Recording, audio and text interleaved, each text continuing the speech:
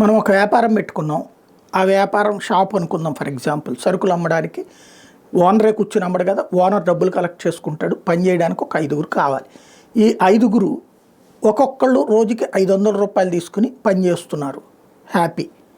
దాని ద్వారా ఒక ఆదాయం పరంగా కొంత భారం తక్కువ ఉంది వ్యాపారస్తుడికి. ఈ 500 రూపాయలకి పనిచేస్తున్నటువంటి వాడు ఏ ఊరి నుంచి వచ్చాడు, ఏ దేశం నుంచి వచ్చాడు, ఎందుకు వచ్చాడు, ఎలా వచ్చాడు, ఇదేది వ్యాపారస్తుడు ఆలోచించాడు. తన దగ్గర పనిచేస్తున్నవాడు ఫేస్ బాగుందా లేదా, పైసలు తక్కువకు వస్తున్నారు లేదా, ఇదే రూట్లో తీసుకుంటారు.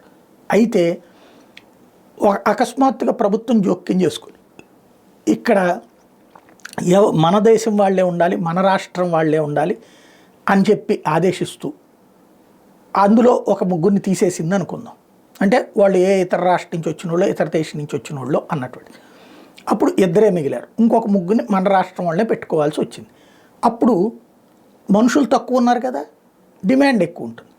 అప్పుడు 500 కాదు 750, 1000 రూపాయలు కావాలని అడుగుతారు. అప్పుడు మనం ఎవరి మీద ఫీల్ అవుతాం? అడిగినోడి మీద ఫీల్ అవుతాం. కానీ అడిగినటువంటి వాడిని ఏం చేయలేం. ఎందుకు? మన వ్యాపారం సక్రమం కావాలంటే వాడు ఉండి తీరాలి. కాబట్టి వాడు అడిగిన దాన్ని ఇస్తాం. ఇచ్చి ఎవరిని తిట్టుకుంటాం? ఇక్కడ ఈ నిర్ణయం తీసుకున్నటువంటి ముఖ్యమంత్రిను, ప్రధానమంత్రిను అమ్మనాబూతులు తిట్టుకుంటాం.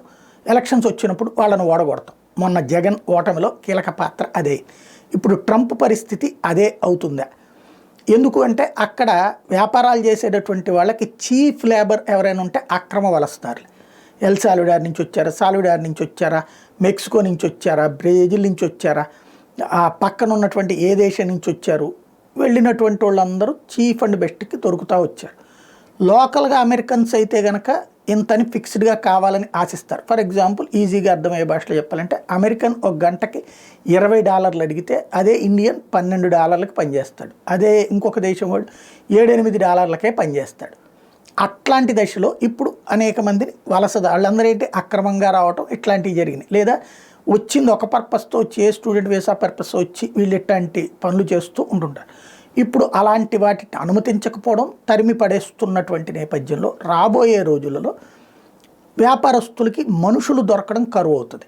లేదా ఎక్కువ ఖర్చు పెట్టాల్సి వస్తుంది ఈ పని చేయించుకునేటటువంటి వాళ్ళకి, లోకల్ వాళ్ళని పెట్టుకున్నప్పుడు. అప్పుడు ట్రంప్ మీదన ఆ కోపం వర్తిస్తే ట్రంప్ దెబ్బతింటాడు. లేదు వాళ్ళు సంతోషిస్తే వ్యాపారస్తులు ప్రాబ్లం ఉండదు.